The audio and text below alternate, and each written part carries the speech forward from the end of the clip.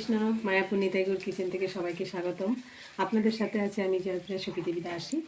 আমি আজকে গণিতের জন্য কি ভোগে রান্না করলাম সেটা আপনাদের সাথে শেয়ার করব। এখানে আমি রান্না করেছি এই যে ডাঁটা, বাঙাল ডাঁটা, আলু, শোলা কচু, বেগুন দিয়ে একটা সবজি, রসাটা পেয়ে একটু রস শেখে এই সবজিটা করেছি। এখানে শোলা কচু ভাজা করেছি, আর এখানে রুটি, আর এখানে হলো মটর পনির মতো এই যে আলু দিয়ে মটর দিয়ে একটা সবজি করেছি। আর এখানে হচ্ছে বাঁধাকপি, এটা একটু অন্য টাইপের মুগ ডাল দিয়ে বাঁধাকপি, এটা প্রায় হয়ে গেছে, আর একটু ভাজা ভাজা হবে। আর এখানে করে নিয়েছি ফুলকপির পকোড়া। ফুলকপির পকোড়াগুলো হয়ে গেছে, আমি এখন নামিয়ে দিচ্ছি। এখন আমি গণিতের জন্য ভোগের প্লেটটাও বেড়ে নিচ্ছি। এই যে সবজিটা হয়ে গেছে।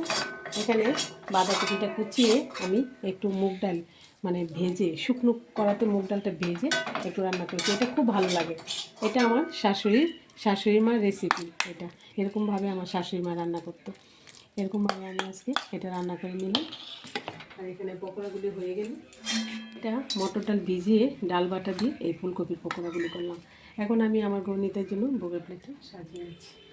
এই যে আমি ভোগের জন্য অন্যটা বেড়ে নিয়েছি, আর এখানে আমি একটু সাইডে একটু ভগবানকে লবণ দিয়ে দিচ্ছি। এখানে পকোড়াগুলি দিয়ে দিচ্ছি।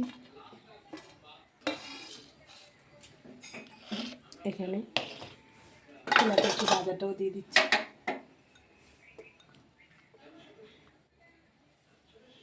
আর ভগবানের জন্য এই যে বাঁধাকপি ঘন্টটাও বাটিতে বেড়ে নিচ্ছি।